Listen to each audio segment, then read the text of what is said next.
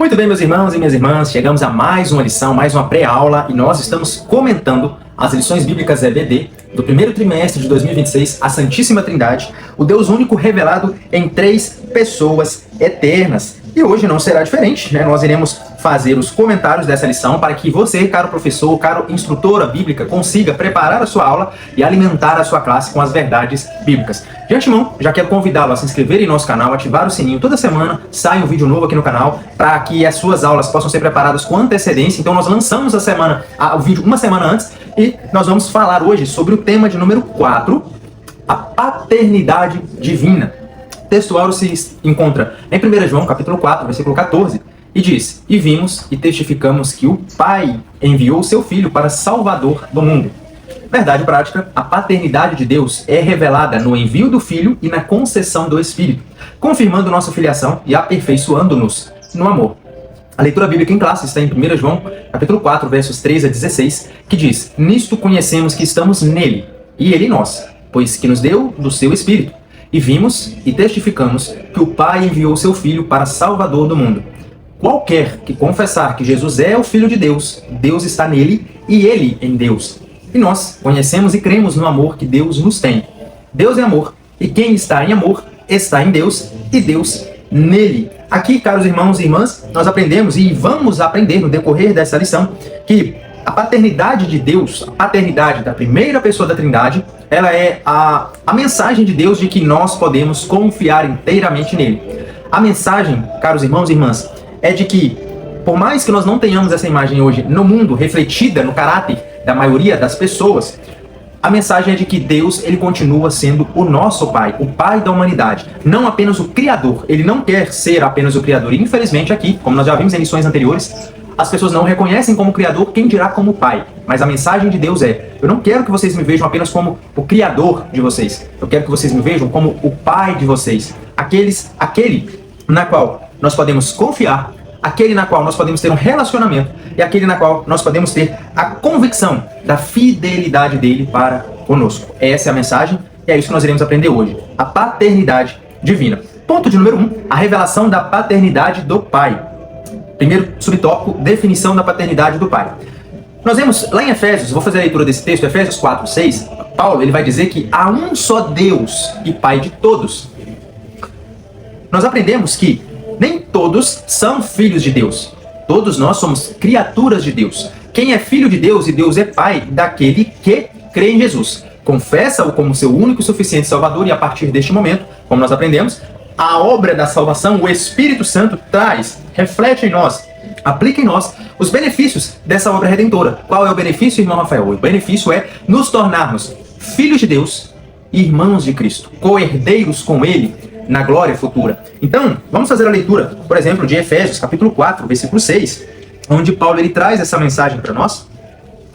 Efésios, capítulo de número 4, verso de número 6. Aqui é onde Paulo ele vai trabalhar sobre a unidade da igreja, falar sobre ali os 5 ministérios, mas no versículo, vamos ler do versículo 4 para os irmãos entenderem. Inclusive aqui, já que o tema é a Santíssima Trindade, nesse verso é um dos capítulos bíblicos que nós vemos a Trindade sendo revelada, a Trindade sendo apresentada. Paulo, em sua teologia, ele diz o seguinte, Efésios 4, versículo de número 6, há um só corpo e um só Espírito, da mesma forma que a esperança para a qual fostes chamados é uma só. Então aqui ele está dizendo, ó, tem um só Espírito. Há um só Senhor, uma só fé, um só batismo. Ele está dizendo, há um só Senhor, ó, um só Espírito, que é o Espírito Santo, um só Senhor, que é o nosso Senhor Jesus Cristo, e há um só Deus e Pai de todos, que é sobre todos, por meio de todos e em todos. E aqui temos apenas um Deus, o Deus Pai, Criador de todas as coisas. Queridos irmãos e irmãs, o Pai, ele é a fonte de tudo. Ele é soberano. Por isso, dentro da numeração humana para explicarmos a Trindade, o Pai vem em primeiro lugar. O Elohim, Deus Criador dos céus e da terra, ele vem em primeiro lugar. Por quê? Porque ele é a fonte. É dele que é enviado o Filho e é dele que provém o Espírito. É ele que criou todas as coisas. É ele quem arquitetou, planejou, agiu de acordo com o plano salvífico, a obra expiatória, a obra da salvação. Por esse motivo, aqui a definição do Pai é essa. Ele é a fonte, ele é o soberano, ele é o princípio sem o princípio, ele é eterno, ele é aquele que gera o Filho e de quem junto com o Filho procede também o Espírito Santo. Nós lemos isso, mas vamos fazer novamente a leitura. João, Evangelho de João, capítulo 14, versículo de número 26. O próprio João, ele falando que o Pai enviaria o teu Espírito. Olha só, João 14, 26 diz o seguinte: mas o Conselheiro, o Espírito Santo, a quem o Pai enviará em meu nome, esse vos ensinará todas as verdades e vos fará lembrar tudo o que eu vos disse. Então, aqui nesse primeiro ponto, nós vemos que a definição de paternidade é essa, atribuída à primeira pessoa da Trindade, é porque ele é a fonte, ele é o soberano. Ele é que gerou, ele é que enviou, ele é que planejou todas as coisas. E aí, obviamente, nós vemos que, refletindo a esfera humana, o pai, em uma sociedade, o pai genuíno, verdadeiro, é aquele que é a fonte provedora do lar, é a fonte sacerdotal do lar, é a fonte financeira do lar, é a fonte de paz, de tranquilidade, é aquele que acalma a esposa, é aquele que cuida da esposa, é aquele que ama a esposa, é aquele que provê para os filhos a segurança, o alimento, a saúde emocional, é aquele que traz a segurança e os filhos podem confiar nele. Da mesma forma, queridos irmãos e irmãs, a intenção de Deus é mostrar para nós que a sua paternidade àqueles que creem em Jesus é aplicada também a ele. Nós não devemos ver a Deus apenas como Criador, como aquele que está sentado em um alto e sublime trono, rodeado de anjos, de anciãos, de pessoas e de seres que o glorificam, que o exaltam. Não, ele também deseja que nós o vejamos como Pai, confiante nele, fiel a ele e esperançoso nele. Subtópico de número 2, a paternidade eterna do Pai. A paternidade de Deus, ela não tem início no tempo, até porque nós vimos que Deus, ele é o princípio sem princípio, ele é eterno, atemporal, ele não está sujeito às limitações do tempo, ele não é afetado pelo tempo, pelo contrário, ele é eterno. O tempo está aqui, ele está fora do tempo. Então, a paternidade de Deus, ele não tem início. Não teve um momento em que Deus começou a ser Pai, ele sempre foi Pai, ele sempre, de eternidade a eternidade, ele é Pai, ele é Deus Pai desde todo o sempre. Por esse motivo, João, nós abrimos João 16, 26, agora vai no capítulo 17, um capítulo à frente, Evangelho de João, capítulo de número 17, versículo de número 5, olha só a oração de Jesus para os seus discípulos, olha o que ele ora.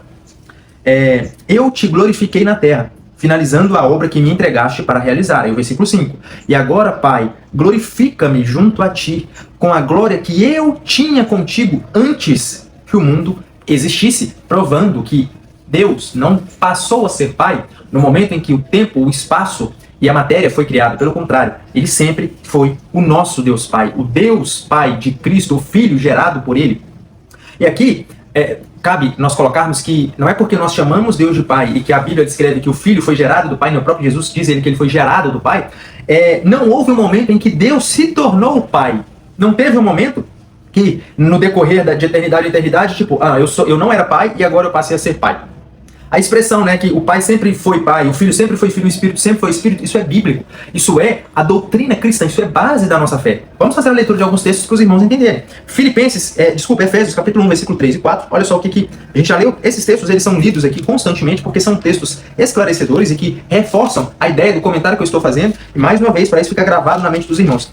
Peguem a Bíblia, leia, manuseie a Bíblia, para que você trabalhe com ela, para que você tenha o tato bíblico, e isso vai fazer com que a sua mente ela comece a memorizar, a gravar esses textos. Efésios, capítulo de número 1, versículo de número 3 e 4, que é quando Paulo ele está dizendo aqui na sua teologia que Deus abençoou, ou nos abençoou em Cristo, né? A bênção de Deus em nós, através de Cristo. E ele diz, bendito seja o Deus e Pai de nosso Senhor Jesus Cristo, que nos abençoou com todas as bênçãos espirituais nas regiões celestiais em Cristo. Olha o versículo 4. Porquanto Deus nos escolheu nele, antes da criação do mundo, para sermos santos e irrepreensíveis em sua presença, antes da fundação do mundo. Hebreus, capítulo de número 1, versículo 1 e 2, vai dizer o seguinte. Carta aos Hebreus, capítulo de número 1, vai dizer o seguinte. Capítulo 1, verso 2 e 3. Olha o versículo 1 para os irmãos entenderem o contexto. Que aqui é Deus se revelando em Jesus. Havendo Deus, desde a antiguidade, falado em várias ocasiões e de muitas formas ou maneiras aos nossos pais, por intermédio dos profetas, nestes últimos tempos, nos falou mediante seu Filho, a quem constituiu herdeiro de tudo o que existe e por meio de quem criou o universo. Aí olha o versículo 3.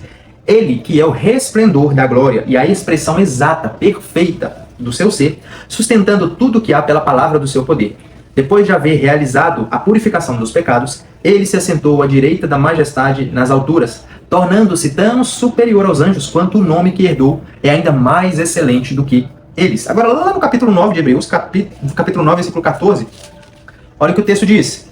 Hebreus capítulo 9, versículo 14. Quanto mais o sangue de Cristo, que mediante o Espírito Eterno se ofereceu de forma imaculada a Deus, olha a Trindade sendo apresentada novamente no versículo, purificará completamente a nossa consciência de comportamentos que conduzem à morte, para que sirvamos ao Deus vivo. Então aqui nós vemos que a paternidade ela é eterna. Não houve um momento em que Deus passou a ser conhecido, ou a ser chamado, ou a se tornou pai em algum momento. Ele sempre foi o pai. O pai gerou o filho, terceiro subtópico. A geração do filho não implica criação. Isso aqui confunde muito a cabeça dos irmãos e das irmãs, principalmente neófitos. Por quê? Como não é muito bem explicado, às vezes é só verbalizado, o filho é gerado do pai, e aí nós podemos chamar Deus de pai por conta do filho, dá-se a entender que em algum momento do tempo, de eternidade a eternidade, em algum momento, o pai simplesmente falou, opa, vou gerar o filho. E o filho passou a ser gerado, e a partir daquele momento começou a existir Jesus. Não é assim, meus queridos irmãos e irmãs. Pai, Filho e Espírito, Deus, na sua essência, a Santíssima Trindade, existe de geração em geração. A primeira, a segunda e a terceira pessoa da Trindade existem de geração, de eternidade a eternidade. Porém, dentro do plano salvífico, dentro da obra da redenção, do plano de salvação que Deus estipulou para que nós, humanos, pudéssemos, filhos caídos, degenerados, perdidos, mortos em nossos delitos e pecados, pudéssemos ser santos, salvos, lavados e voltar ao nosso estado de inocência, de pureza e habitar com Ele, esse plano, para que esse plano funcionasse, o Pai fez planejamento, o Filho precisou executá-lo e o Espírito precisou aplicar os benefícios dessa obra. Então, o que quer dizer o termo gerado? Aqui, o gerado não implica que Jesus foi criado em algum momento da eternidade. Implica que nós precisamos entender que ele sempre existiu com o Pai. Ele e o Pai são um. Não houve um momento em que Deus, a nossa religião, o cristianismo, ele é um Deus monoteísta. O que significa isso, irmão Rafael? Já falamos nas lições anteriores. Recomendo os irmãos darem uma passadinha lá para aprofundar um pouquinho, mas aqui um resumo. O que é uma religião monoteísta? É uma religião que acredita em um só Deus. Existem as religiões politeístas ou pluriteístas. São as religiões que acreditam em vários deuses. O hinduísmo, por exemplo, acredita em vários deuses. Porém, o monoteísmo, ele crê em um só Deus. É o judaísmo, é o cristianismo. Só que há uma diferença. O judaísmo, ele crê que há só o Deus, criador de todas as coisas. Nós, através da revelação da palavra de Deus, das Sagradas Escrituras, nós cremos em um só Deus, mas esse Deus coexiste em três pessoas. Então esse Deus que coexiste em três pessoas, não houve um momento em que existiu só uma pessoa e depois passou a existir uma outra pessoa e depois passou a existir uma outra pessoa. Senão não seria Deus. Por isso, o Deus a qual nós pregamos, o Deus a qual nós vemos na Bíblia, ele é o Deus eterno, imutável, é o Deus soberano, é o Deus composto de três pessoas que têm a mesma essência, a mesma natureza, os mesmos atributos, o mesmo poder, vivem de eternidade a eternidade, incriados, infinitos, é o mesmo Deus. Então, a geração do Filho, quando nós lemos que o Filho foi gerado do Pai, não implica que o Filho foi criado. Ele sempre existiu com o Pai, com a mesma essência. E aí ele diz, lá em João 5,26, ele diz, porque como o Pai tem a vida em si mesmo, assim deu também ao Filho ter a vida em si mesmo. Isso significa que Deus não recebeu vida de ninguém. Ele é autoexistente, é um dos atributos de Deus. Nós falamos isso aí, se não me engano, na segunda aula ou na terceira, sobre os atributos de Deus. Existem os atributos comunicáveis e os incomunicáveis. Então, a expressão, o Pai gerou o Filho, não confunda com o Filho sendo criado. Ele passou a existir em algum momento, depois que o Pai já foi feito a sua criação. Não. O Filho, ele é gerado do Pai. Dentro do plano da salvação, nós conhecemos o nosso Deus como o Pai, aquele que arquiteta, que planeja, que age. Nós conhecemos dentro do plano redentor da salvação o Filho, que é aquele que, obedecendo às ordenanças do Pai, enviado em nome do Pai, executa o plano que o Pai traçou.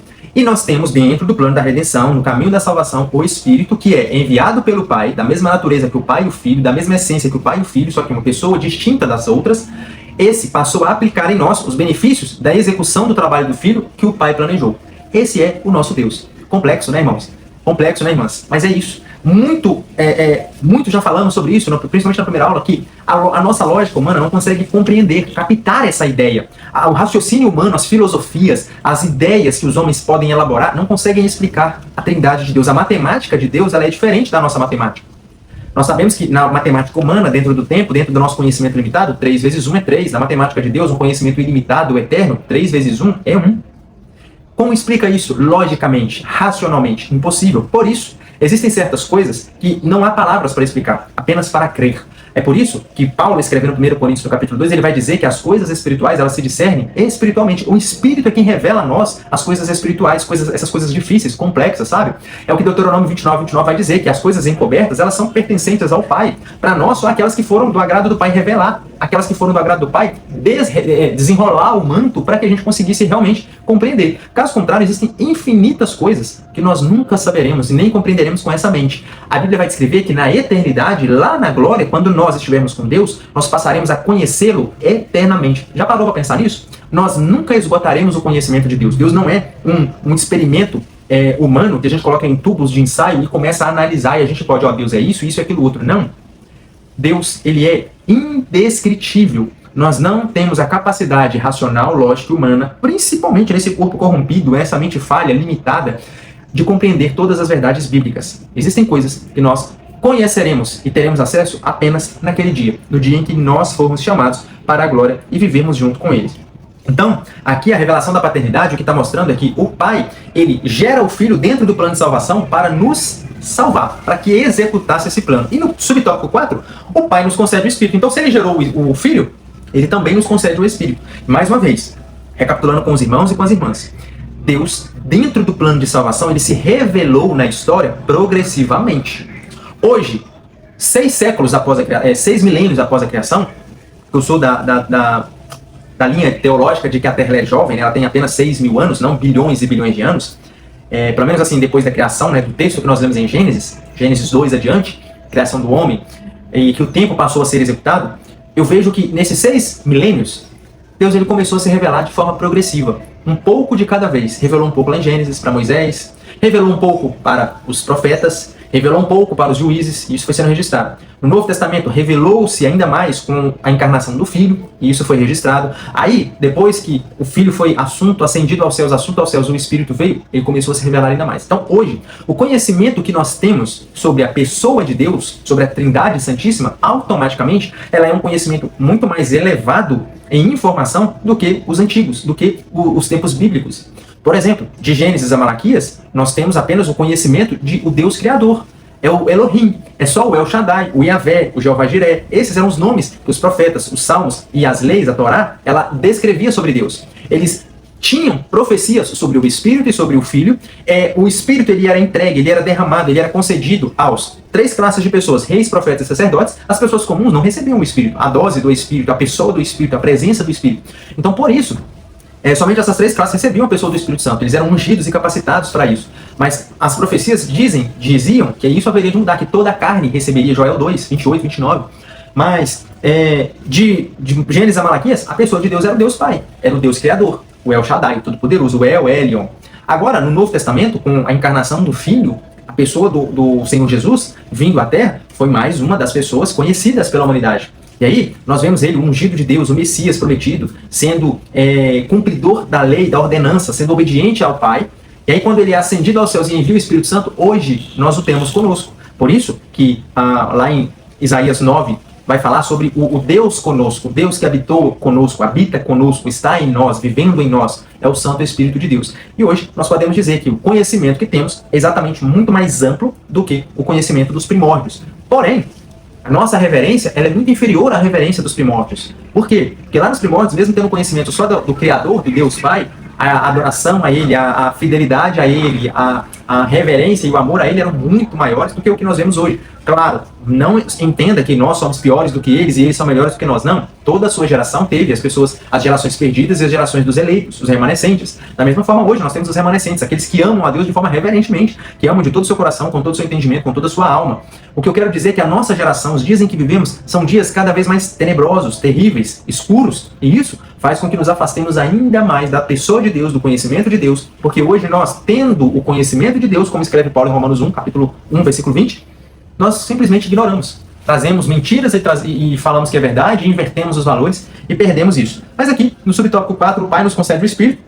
O Espírito, como nós vimos, ele procede do Pai, João 15, 26, e ele é enviado pelo Filho, João, capítulo 16, versículo 7. Saber que o Espírito Santo procede do Pai e do Filho é muito mais que um detalhe teológico, tá, meus irmãos? Por quê? Porque o Espírito Santo, ele nos aproxima de Deus, isso está em Efésios 2, 18, ele testemunha ao nosso espírito que nós somos filhos de Deus, né? A partir do momento que nós cremos em Cristo e nós o recebemos como nosso único e suficiente Salvador, nesse momento recebemos os benefícios da salvação, passamos a ser enxertados na videira que é Cristo e nós passamos a ser filhos de Deus. Então o Espírito testemunha ao nosso Espírito que nós somos filhos. Isso está lá em Romanos, capítulo 8, versículo 16. E ele também nos guia em toda a verdade. João 16, versículo de número 13.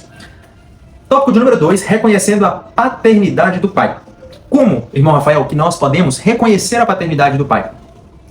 Mais uma vez, a ideia, antes de nós entrarmos aqui no texto, a ideia de Deus é que nós sejamos imagens do seu Filho na Terra, para que mais e mais pessoas consigam ver Cristo em nós e automaticamente chegar ao conhecimento de Deus, a vida deles. Porém, como eu já disse aí um pouquinho antes, a nossa sociedade ela tem cada dia mais se distanciado das Escrituras. Nós vemos que a Bíblia ela foi retirada, antes ela era utilizada nas escolas, ela era comentada, mencionada, aplicada, vivida, carregada em todos os lugares. Hoje, as pessoas já não querem mais saber das Escrituras, que é a fonte de revelação de Deus, a fonte de Deus falar conosco. As pessoas não querem mais reverenciar os textos sagrados, não querem mais buscar conhecimento, sabedoria nos textos sagrados. E aqui eu já não digo tanto no sentido teológico, mas no sentido prático, porque a Bíblia, talvez você não saiba, ela é um texto, ela é um livro que não contém a palavra de Deus, ela é a palavra de Deus. Ela não é a palavra de Deus só aberta, fechada também, ela continua sendo a palavra de Deus. Mas o que eu quero dizer é que nesse livro, a palavra de Deus contém práticas para a nossa vida comum. Como lidar com as pessoas, como lidar com a esposa, como lidar com os filhos, como lidar com o trabalho, como lidar com as finanças, como lidar com a saúde, como cuidar cada vez mais da nossa vida.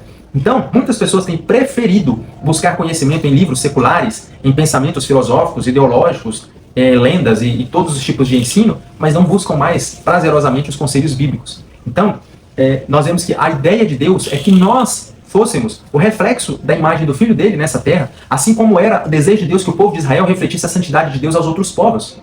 Só que foi o inverso. Os outros povos começavam com suas maneiras de vida, condutas de vida, encheram os olhos dos israelitas e eles, ao invés de buscarem a Deus, conselho de Deus e refletir a imagem de Deus, buscaram fazer parte do conselho humano, o conselho físico no plano material, refletindo aquilo que era material. E isso fez com que o povo fosse destruído, perecesse.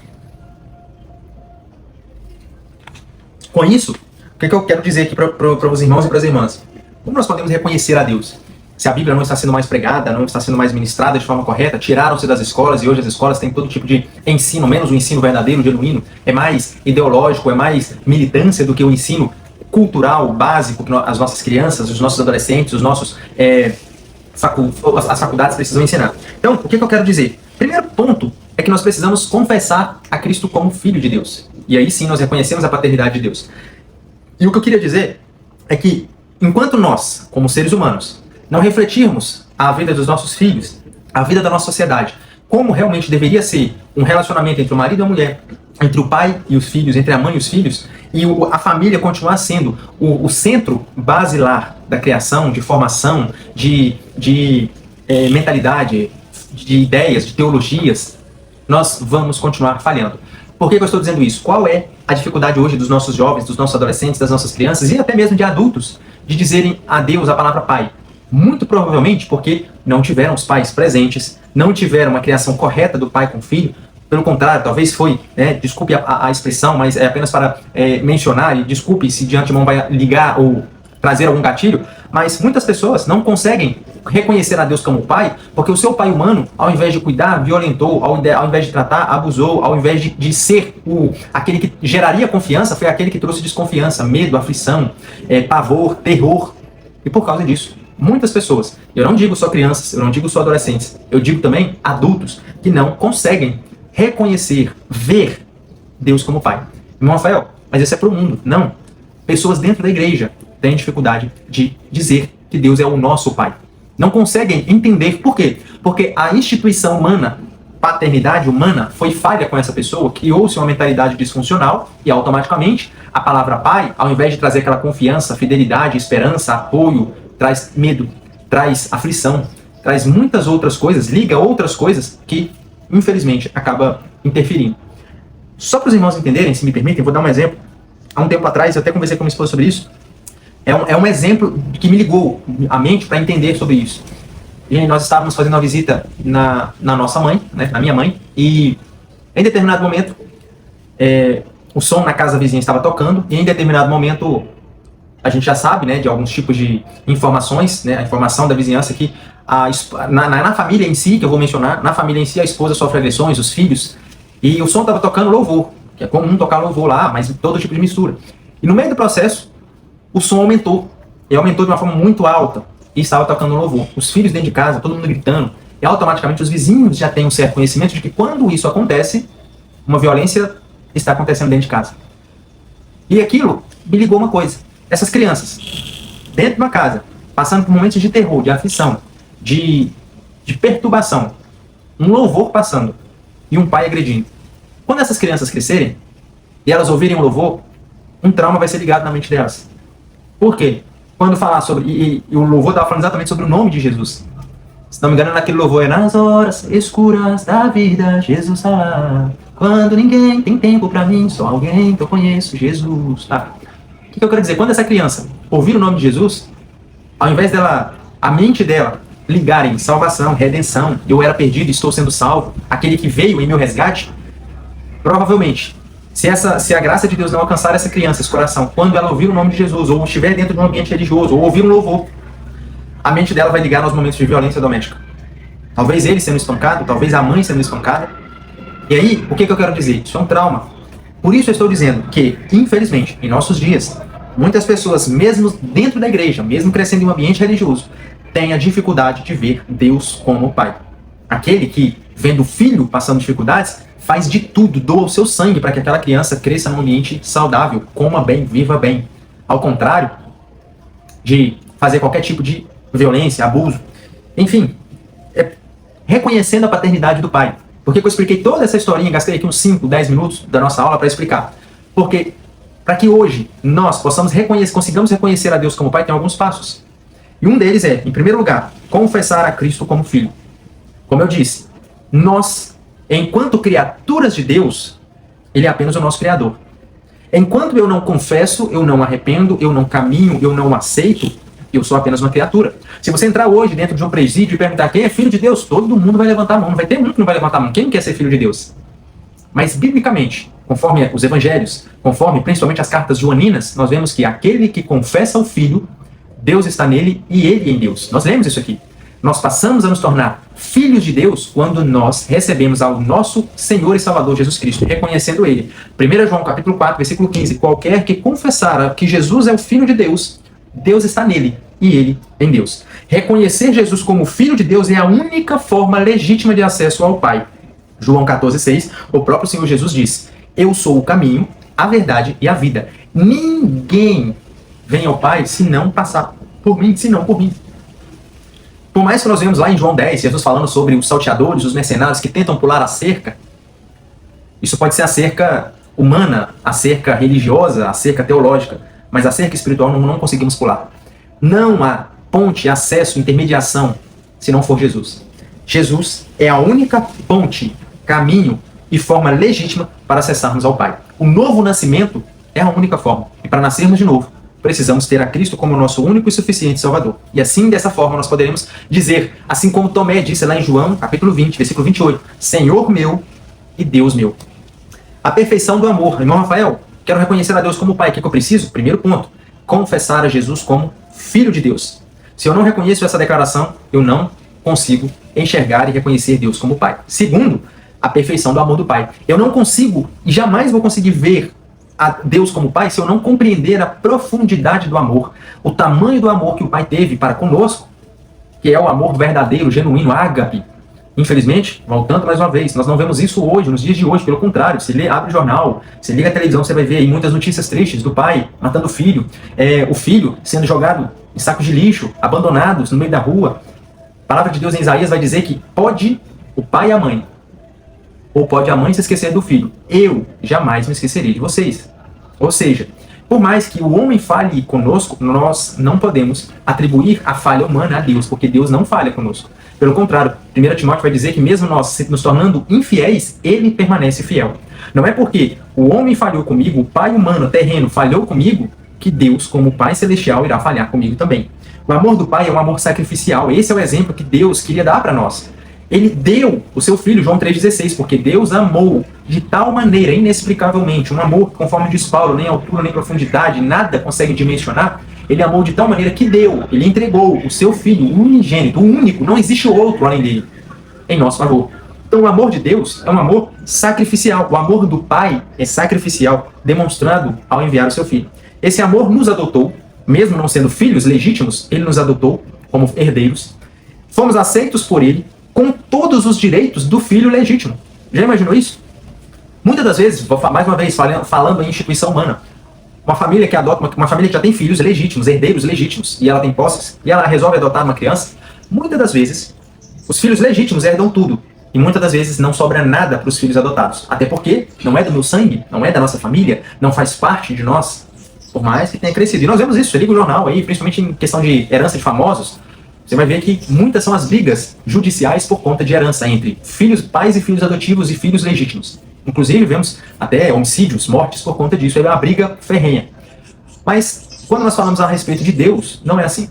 O único filho, o filho legítimo, o filho genuíno, verdadeiro, gerado do Pai, ele foi entregue em nosso favor, e a partir do momento em que nós confessamos a ele como nosso único e suficiente Salvador e reconhecemos a sua filiação divina, nesse momento, duas coisas acontecem em nós. Nós passamos a pertencer à família de Deus, Deus passa a ser o nosso Pai, e os mesmos, a mesma herança legítima de Jesus também passa a ser compartilhada conosco. As mesmas bênçãos que seriam atribuídas ao Filho original, ao Filho legítimo, ao Filho unigênito de Deus, ele passa a ser atribuído também a nós essas bênçãos. Existe uma diferença entre filho unigênito e filho primogênito, não confunda. Filho unigênito é o único, não existe outro, é o único filho. E o primogênito é o primeiro de muitos. Maria teve o seu primogênito, Jesus, mas ela também teve outros filhos. Então Jesus ele era o primogênito de Maria e José, mas Jesus ele era o unigênito do Pai, o Deus Criador. Só existiu ele. Então por esse motivo, meus irmãos e irmãs, nós somos filhos de Deus e passamos a receber também de forma legítima, acesso ao Pai e também às bênçãos que são atribuídas apenas ao Filho unigênito. Passam a ser herança nossa. Por isso, a perfeição do amor do Pai é um amor incontestável, incompreensível, não tem explicação. Foi o amor do Pai que nos buscou, que nos salvou e nos guarda até o fim. É o amor do Pai que me viu caído, fraco, morto em meus próprios delitos e pecados. Quando eu era um morto vivo, Ele me amou. Foi Ele quem enviou o seu Filho para me buscar, a ovelha perdida, a ovelha desgarrada, a ovelha que não queria mais saber daquele rebanho, não queria mais saber dele, Ele enviou e me buscou. Então o amor do Pai foi o amor que me buscou, proporcionou a salvação, e é o amor que me preserva, preservará até o fim. É o amor que nos fará ser seguros em Cristo e na salvação até o fim da nossa vida. As bênçãos da filiação divina. Por mais que aqui o comentarista ele diga que os crentes eles podem perder a salvação, eu sou da linha diferente. Eu sou da linha teológica de que, uma vez cristão, não crente. Eu não estou falando de parecer com crente, eu não estou falando de agir como crente, eu não estou falando de falar como crente, de se vestir como crente. Eu estou dizendo aquele que é um cristão, aquele que tem Cristo em sua vida, aquele que vive diariamente as lutas, as guerras, as dificuldades, matando os leões do pecado, da vida e desse sistema, da nossa própria carne, em busca em prol do reino. Esse não perde a salvação. Eu sou dessa linha teológica. Porém, o crente ele não é mais um escravo do pecado a partir do momento em que ele aceita ao Filho como o único e suficiente Salvador. E como eu disse, o Espírito aplica em nós as bênçãos espirituais. Nós não somos mais escravos do pecado, pelo contrário, nós passamos a ser livres. E por esse motivo, somos amados e aceitos em Cristo. Por esse motivo, Paulo vai dizer, se é uma condição, alguém está em Cristo, é uma nova criatura. Por isso, Jesus ele fala que aqueles quem o Pai o deu, nenhum deles se perderá. Ele é o pastor fiel, ele é o pastor forte, ele é o pastor que cuida, que guia, que preserva e que guarda até o fim.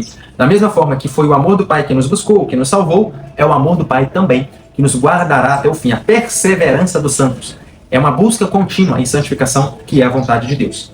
Último ponto, a experiência do amor do Pai. E aqui, mais uma vez, entra aquela questão. Da mesma forma que muitos têm dificuldade de reconhecer a Deus como Pai, nós, como cristãos, precisamos refletir o amor do Pai na vida das outras pessoas através do nosso testemunho, porque só assim o amor do Pai vai alcançar essas pessoas, somente assim essas pessoas conseguirão ter acesso ao Pai através de Jesus, e somente assim essas pessoas que não tiveram amor, ao invés de cuidado, foram violentados, ao invés de proteção, foram abusados, essas pessoas, através do amor genuíno, que vai refletir na nossa vida, no nosso caráter, no nosso testemunho, somente assim essas pessoas terão acesso a uma legítima forma de acesso ao Pai, a um Pai verdadeiro, genuíno, fiel e que cuidará, que guardará deles.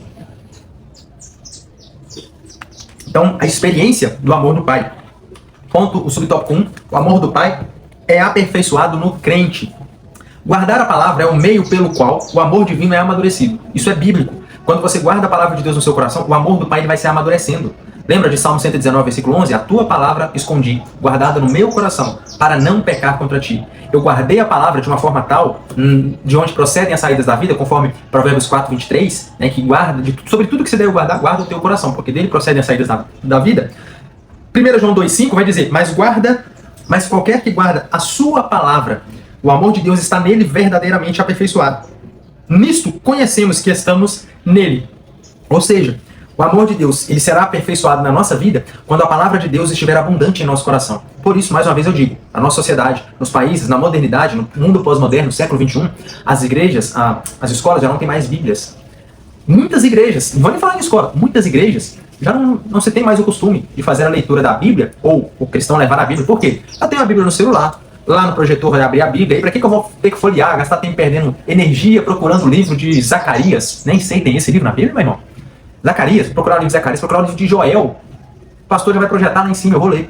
Então, se os irmãos e as irmãs pararem para analisar, a tendência é que as coisas espirituais vão sendo abandonadas. O conformismo, o conforto, ele vai fazendo com que nós vamos perdendo alguns princípios. E um desses princípios é, hoje em dia, no feed infinito, a gente vai alimentando a nossa mente com notícias ruins, coisas boas, coisas ruins, coisas engraçadas, coisas tristes, coisas desastrosas, mas nós não paramos para alimentar a nossa mente, o nosso corpo e a nossa alma com as sagradas escrituras, com a palavra de Deus. Portanto, refletir Deus no mundo é estar sendo aperfeiçoado no amor. Se eu não consigo refletir, eu, como cristão, não consigo refletir o amor de Deus no mundo, alguma coisa de errado está acontecendo. E eu tenho certeza, não é da parte espiritual, não é a parte de Deus, é comigo. É muito comum a gente ouvir o seguinte, essa palavra foi pro fulano de tal. Nossa, o irmão, a irmã, minha esposa, meu marido, meu filho tinha que estar aqui hoje para ouvir essa palavra. Enquanto eu achar que a palavra é sempre pro outro e nunca para mim, alguma coisa está de errado. É eu estar querendo que a Bíblia se adeque à minha vida, e não eu me adequar à palavra de Deus. Nós não precisamos, nós não podemos viver dessa forma. O subtópico 2, o amor é a marca dos filhos de Deus. Infelizmente hoje, quando se fala, principalmente no meio ímpio, mundano, uma das formas pejorativas do crente, apelidos pejorativos do crente é o comilão, o glutão. Né? Eles falam que os católicos bebem muito e os crentes comem muito. Mas a marca dos cristãos, daqueles que servem a Cristo, não deveria ser esses tipos de termos pejorativos. Alguma coisa está falhando. A marca deveria ser o amor. João 13, 34, 35, o texto do Evangelho de João 13, 34, 35 vai dizer o seguinte: ninguém jamais viu a Deus. Na verdade, isso está em 1 João capítulo 4, versículo 12. Ninguém jamais viu a Deus. É João escrevendo. Ponto e vírgula. Não acaba aqui. Se nós amamos uns aos outros, Deus está em nós. E em nós é perfeito o seu amor. E olha o que está escrito em João 13, 34 e 35. Deus, ele é invisível. Mas de forma visível, através das nossas vidas, ele se revela. Vamos fazer a leitura do texto do Evangelho de João, capítulo 13, versículo de número 34 e 35, né? A última forma memorável de Cristo, né? Onde ele faz a ceia, onde ele lava o pé dos discípulos, passa os ensinos, revela o traidor. Olha o que ele diz, João escrevendo, né? Que os discípulos eles devem se amar, no versículo 33 e 34. Filhinhos, eu ainda permanecerei convosco por pouco tempo, Jesus dizendo. Vós me procurareis, mas como eu disse aos judeus, agora vos digo, para onde eu vou, vós não podeis ir? Um novo mandamento vos dou, que vos ameis uns aos outros, assim como eu vos amei, que dessa mesma maneira tenhais amor uns para com os outros. Ou seja, a marca do verdadeiro discípulo de Cristo é o amor. Último ponto, fomos amados primeiro, e por esse motivo, por ter sido amados primeiro, nós também precisamos amar o nosso próximo.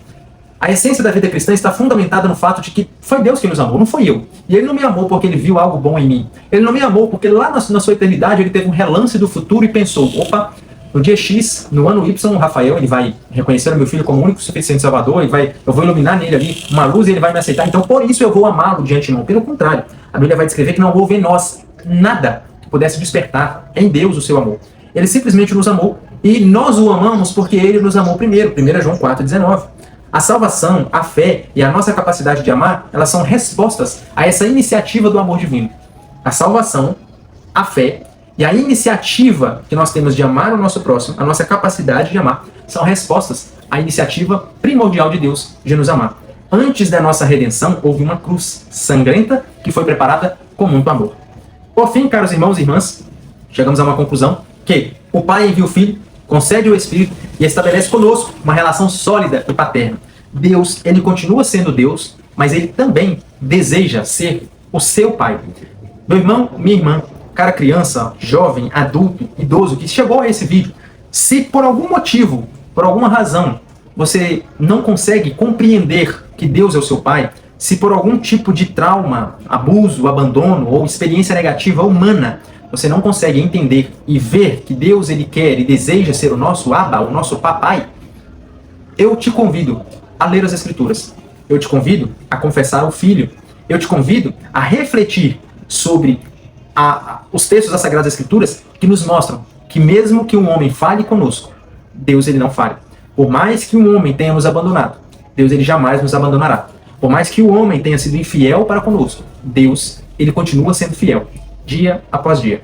E esse é mais uma lição, mais uma pré-aula, mais um subsídio teológico. Convido os irmãos a inscreverem-se aqui no nosso canal, ativem os sininhos. Se possível, compartilhe esse vídeo com o máximo de pessoas que você conseguir. Muitas pessoas precisam ouvir o Evangelho, mas já adianto, essa pré-aula não substitui a sua ida à sua classe de EBD, não substitui a sua presença na igreja, não substitui a sua presença junto ao seu professor. Tire dúvidas com ele, pergunte, tire as suas conclusões estando presencialmente ali diante de uma aula. Aqui é apenas um subsídio, é uma pré-aula. A sua aula verdadeira e genuína vai começar com esses instrutores e com essas instrutoras bíblicas que aqui estão se preparando para ensinar aos seus alunos a sua classe. Que Deus muito abençoe o seu dia, o seu domingo, a sua aula e a sua semana.